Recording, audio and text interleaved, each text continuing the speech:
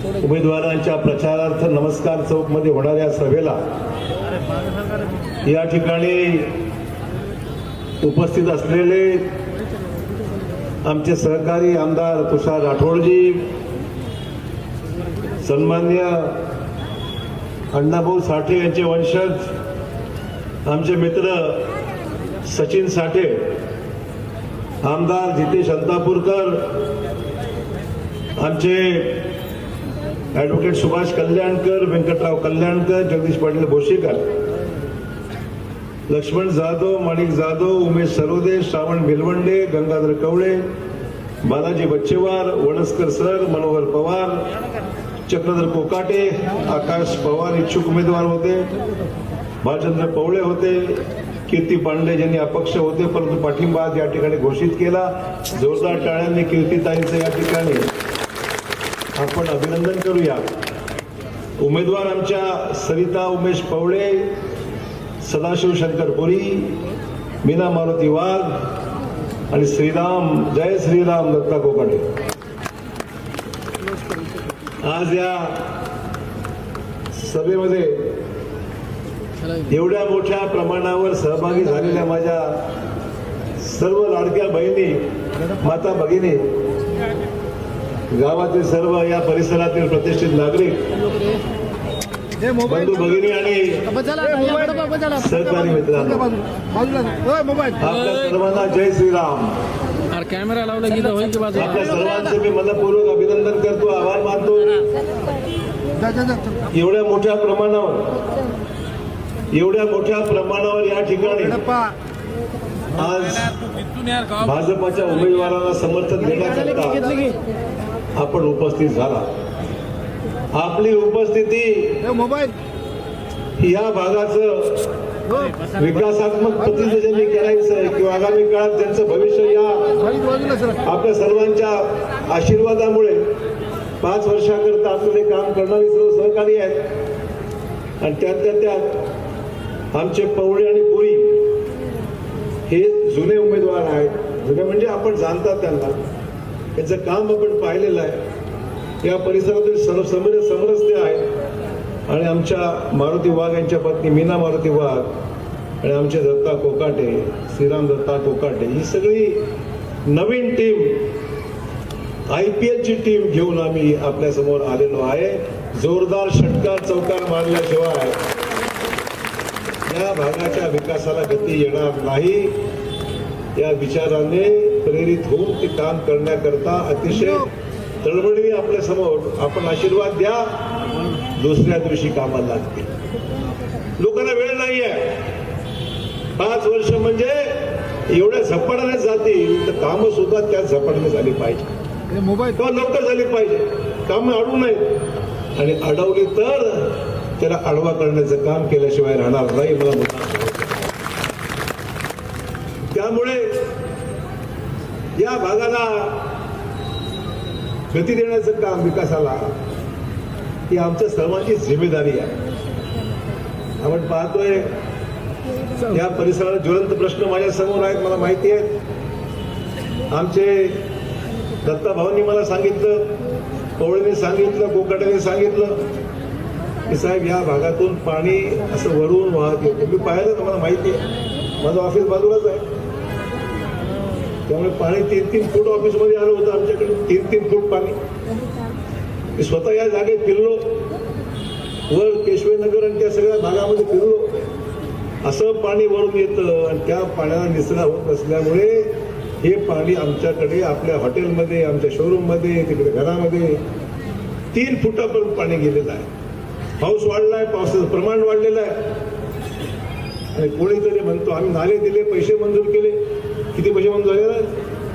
4 कोटी. 4 कोटी रुपये मंजूर झाले. कॉन्ट्रॅक्टर निश्चित झाला, वर्क ऑर्डर झाली. ही कॉपी आहे त्याची, वर्क ऑर्डरची काल कॉपी आहे. म्हणजे 2025 मध्ये जून महिन्यामध्ये काम मंजूर झालं. मग काम पुढे जात का नाही? सहज चौकशी पुढे जाते काय तर होऊन जायला पाहिजे. काही विषय काय, तर कोणीतरी अडवत आहे. आजचा शिवसेनेचा उमेदवार अडवतो. मग अशा कामं अडवणाऱ्या माणसाला, लॉर्ड बळकवणाऱ्या माणसाला, विकासाला गतिरोधक ठरणाऱ्या माणसाला आपण मतदान देणार का? बोला, देणार का? आमचं म्हणणं एवढंच आहे, जी माणसं विकासाला खोडा घालतात, अरे काम काही या कामा न झाल्यामुळे नुकसान किती लोकांचं होतंय, हॉटेलवाल्यांचं होतंय, घराचं होतंय, सोसायटीचं होतंय, आसपासच्या लोकांचं होतंय. हे काम जर झालं नाही आणि काम मंजूर होत असताना होत नसेल तर आपण काय फक्त बघत राहणार? कोणी यायचं, अन्याय करायचा, हा प्लॉट माझा, ही जागा माझी, हा रस्ता माझा. अरे या रस्त्यावर तर आम्ही अनेक वेळा फक्त विमानतळ झाला, रस्ता बंद, हाताला वाढून चाललो आपण. हा जुना रस्ता जुनाच आहे ना. एवढे वर्ष कोणी बोलतो नाही, अचानक कोणीतरी उगवतं म्हणते हा रस्ता माझाच आहे. उद्या कोणतरी म्हणेल की ताजमहल सुद्धा माझाच आहे, गेटवे इंडो इंडिया सुद्धा माझाच आहे, जमीन माझी आहे. असं कोणी म्हणलं तर चालेल का? आपल्याला चालेल का? हा, असं काय जोरात बोल, घाबरतं काय?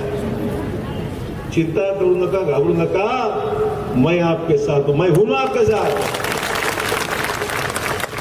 विकासाच्या आड जर कोणी तुम्हाला त्रास देत असेल तर आम्ही गपचूप कसं बसणार?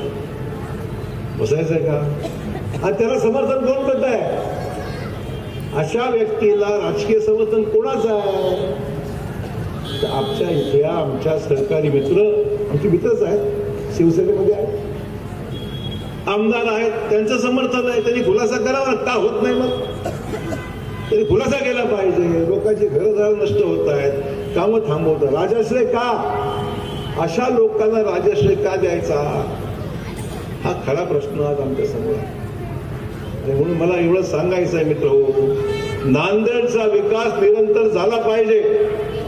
आज भाजपाचे 5 आमदार, 2 खासदार हे भाजपचं आहे. राज्याचा मुख्यमंत्री हा भाजपचा आहे, देशाचे प्रधानमंत्री भाजपाचे आहे, देशाचे पंतप्रधान नरेंद्र मोदी साहेब आहेत. आणि तुम्हाला दर महिन्याला लाडकी बहिणीला पैसे देणारे सुद्धा आमचे मुख्यमंत्री देवाभाऊ आहेत. पैसे चालू आहेत की नाही? चालू आहे की नाही? हा, कोणाला मिळाले हातवर करा. हात मिळाले, हो मिळाले नाही म्हणतो. हा, एक सगळ्याला मिळाले. तर आम्ही विचारू शकतो. ते टीव्हीवर फोटो घेत आहेत, पत्रकार बघतायत, हात कोणाचा वर कोणाचा खाली, तोच फोटो सकाळी पेपरला ब्रेकिंग न्यूज आहे की नाही? तर मला खात्री आहे हे सगळं बघितल्यावर चित्र ही ब्रेकिंग न्यूज उद्या होणार नाही याची मला खात्री आहे. मित्रांनो, माता भगिनींनो, या देशाच्या प्रगतीच्या मार्गावर आपल्याला जायचं आहे. विकसित भारत, मोदी साहेबांनी आपल्याला विकसित भारत 2047 पर्यंत भारतातले सर्व जिल्हे, या भारतातले सगळे जिल्हे विकासाच्या योजना आपल्या समोर आणून त्या विकासाची कामं करण्याचं आम्हाला अभिवचन दिलंय, ते मोदी साहेबांनी दिलंय. देवा भाऊंनी सांगितलंय विकसित महाराष्ट्र, आणि त्या विकसित महाराष्ट्रामध्ये विकसित नांदेड आहे हे मला मुद्दाम सांगितलं पाहिजे. नांदेडचे आगामी काळात विकास ज्या गतीने करायचा आहे तो आता पुढच्या टप्प्यामध्ये जायचा. टप्पा 1 झाला, टप्पा 2 वर जायचंय आपल्याला. आणि त्या 2 टप्प्यामध्ये जात असताना, दुसऱ्या टप्प्यात जात असताना नांदेडला भरघोस निधी आपण आणू. नांदेड शहराचा कायापालट, जिल्ह्याचा कायापालट योजना, रस्ते, विमानसेवा, औषधं, हॉस्टेल, तुमची कॅन्सर युनिट, दवाखाना, असंख्य असे विषय असे आहेत जे आपल्याला पुढील 5 वर्षाच्या कालावधीमध्ये रस्ते चांगले करायचे, नाल्या करायच्या, पाणी दुसरा झाला पाहिजे. भरपूर विषय आहेत. मागे केले, पुढे करायचं. सगळे प्रश्न संपले असं मी दावा करत नाही, सगळी कामं झाली अशी मी दावा करत नाही. पुढच्या 5 मागे केलं आणि पुढे सुद्धा केल्याशिवाय राहणार नाही. अशोक चव्हाणांची ग्वाही आहे, अशोक चव्हाणांची ग्वाही तुम्हाला आहे. आणि तुम्हाला माहिती आहे अशोक चव्हाण जे बोलतो ना ते करून दाखवतो, ही माझी गॅरंटी आहे. मित्र, तुमच्याशी खोटं थोडी बोलायचं, नेहमीच यायचं, नेहमीच यायचं. कोकाटीने ऑफिसला घेऊन गेले बघा आता. ऑफिस बघत आलो म्हणजे रोज यावं लागणार ऑफिसला. कोकाटेंचं ऑफिस उत्तम आहे, यावं लागणार आहे. नगरसेवक शोधायची गरज नाही. पवळे पण इकडेच आहे, कोकाटे पण इकडेच आहे, आमचे सर्व पुरी पण इकडेच आहे, वाघ पण इकडेच आहेत. चाळीला बसायला आहे, मला पण जागा ठेवा बसायला जायचं. त्यामुळे चौघांचं ऑफिस इकडे आहे. उठलं की सकाळी जायचं. काय झालं एकदम सोपं आहे. अरे आगे बढेंगे भाई, पण आप भी आगे बढ़ाओ ना. माझं म्हणणं एवढंच आहे, तुम्ही समर्थन देऊन मजबूत राहा. उगं कोणाला तिकडे काय झालंय, 2 ह्याला द्या 2 त्याला द्या. शिवसेनेत काय चाललंय त्याचा उमेदवार कोण हेच कळत नाही आम्हाला. तिकीट दिलं एकाला, प्रचार करत दुसऱ्याचा. कोण उमेदवार आहे? म्हणजे शिवसेनेचे 4 आमदार सध्या, एक परिषदेचा 3 आमदार, एक हदगावचे, एक आपले नांदेड दक्षिणचे, एक नांदेडच्या उत्तरचे आणि एक विधान परिषदेचे. 4 आमदार, 3 आमदार एकाचा प्रचार करतात. कुठला? अनधिकृत उमेदवार, अनधिकृत उमेदवार. आणि एक आमदार करतो प्रचार बिचारा अधिकृत उमेदवारांचा. म्हणजे यांचा उमेदवार कोण? काही पत्ता नाही. उत्तरमध्ये युती नाही, दक्षिणमध्ये युती. म्हणजे 2 नांदेड 2 मतदारसंघात एकीकडे युती एकीकडे युती म्हणता येत नाही. मला पण तसंच आहे. त्यामुळे 2 ठिकाणी 2 भूमिका, उमेदवार 2-2. आता काय म्हणतात, काही ठिकाणी उमेदवार बसले, काही ठिकाणी पळून गेले. आता म्हणतात आमचे उमेदवार नाहीत, पण तुम्ही कोणालाही पाठिंबा द्या, पण भाजपला पाठवा. हे काय राष्ट्रीय नेते आहेत का? यांनी आवाहन करायचं आणि यांनी म्हणलं तर लोकांनी ऐकायचं. हा, राष्ट्रीय नेत्याचं कोणी ऐकत नाही हल्ली. चांगलं असेल तेच लोक ऐकतात, योग्य तेच लोक ऐकतात. यांनी सांगितलंय भाजपला पाडा, तर कोणालाही निवडून द्या. आम्हाला म्हणजे नांदेडचा सत्यानाश करायचा का आपल्याला? काय बरोबर आहे मी म्हणतो ते? नांदेडचा सत्यानाश मी होऊ देणार नाही. नांदेडचा खराबा मी होऊ देणार नाही. लोकशाही मार्गाने तुमच्या बटन दाबल्यावर भाजपचे माझे 4ही उमेदवार 100% निवडून येणार आहेत. आणि या आमदारांच्या, या आमच्या नगरसेवकांच्या मदतीने बहुमताकडे वाटचाल करायची. आणि म्हणून सांगतोय, एक मत याला एक मत त्याला आणि ते त्याला हे असं करत बसला तर मला सांगू नका की रामसाहेब आमच्याकडे गटाराचं पाणी येतंय, नाल्याचं पाणी येतंय, नाली नाही, रस्ता नाही, हे नाही, ते नाही. मत द्या ना. बरोबर आहे की नाही? बरोबर आहे का? जोरात बोला. घाबरताय का? मग 4ही घाबरत नाही बा. बिलकुल जोरात बोला. बस, कारण काळजी करू नका. आपल्याला आता बिलकुल न घाबरता मतदान करायचं. कोणी दिवसा येईल, कोणी रात्री येईल सांगायला, ठीक आहे दिवसा तिकडे बसला, आता रात्री आमच्या बरोबर बसायचं. अजिबात ऐकू नका. अजिबात कोणाच्या भानगडीत जाऊ नका, कारण हे तुमचं साथ देणार नाही. हे तुमचे रस्ते अडवतील, तुमची घरं अडवतील, तुमचे कामं अडवतील, तुमचे प्लॉट अडवतील. अशा पद्धतीने आपलं काम होणार असतील तर मग प्रचाराचा काय उपयोग हो? आम्ही यायचं, विकासाच्या गोष्टी बोलायच्या आणि ती मदत तिकडे द्यायची. मग त्याच्यामध्ये साहेब आमच्याकडे यांनी थांबवलो, आमचा प्लॉट यांनी खराब केला हो, आमचा रस्ता, हे कोण ऐकणार नंतर?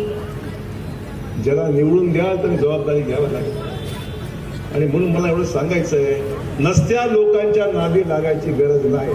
स्पष्ट लोक आहेत, आमचे काम घ्यायला कोणाची भीती नाही, काम करणारे माणसं आहेत. आणि मग या रस्त्याचं जे काम आहे ना, 15 तारखेला माझे सगळे आणून द्या मला निवडून.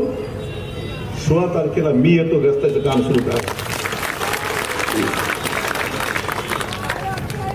म्हणून विकासाला गतिरोधक नको आपल्याला.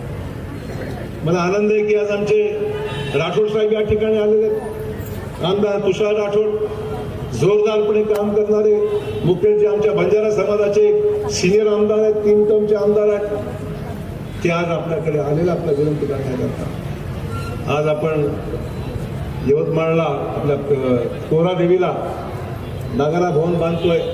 बंजारा समाजाचे महत्वाचं तीर्थक्षेत्र पोहरादेवी, त्या ठिकाणी आपल्या मुख्यमंत्र्यांनी फार मोठं तीर्थक्षेत्राचं काम त्या ठिकाणी केलं. पोहरादेवीला नंगारा भवन बांधून त्या ठिकाणी खूप मोठं बंजारा समाजाला त्या ठिकाणी सहकार्य केलं. बंजारा समाजाचा मोठा आशीर्वाद महाराजांचा आज आम्हा सर्वांच्याकडे आहे.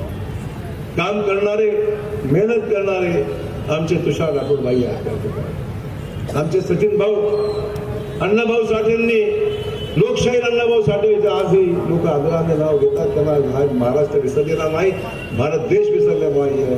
आणि म्हणून अण्णाभाऊंचं कामाचा प्रचार करण्याचं काम आज सचिन साठे करतायत. मी मनपूर्वक त्यांचं अभिनंदन करतो आणि पूर्ण पाठिंबा त्यांच्या कामाला आमचा राहणार आहे. तर आम्ही सुद्धा अण्णाभाऊ साठेंच्या विचारसरणीला तो आगामी काळामध्ये पुढे नेण्याची जिम्मेदारी सर्वांची. एकट्याचं कारण आम्ही सर्व आहोत त्यांच्याबरोबर, आम्ही त्यांच्याबरोबर आहोत. ते काम करणारे, एक स्वच्छ चारित्र्याचे आणि या भागामध्ये संपन्न साधणारे, मला खात्री आहे आमचा पूर्ण मातंग समाज, बौद्ध समाज आहे, मातंग समाज आहे, ही सगळी मंडळी आमच्या पुढे ताकदीने उभी आहेत. देवाभाऊंच्या पुढे ताकदीने उभी आहेत. मोदी साहेबांच्या आव्हानाला प्रतिसाद देणारी सगळी मंडळी आहेत. आम्ही का मागे राहू, आम्ही आहोत तुमच्याकडे, चिंताच करू नका.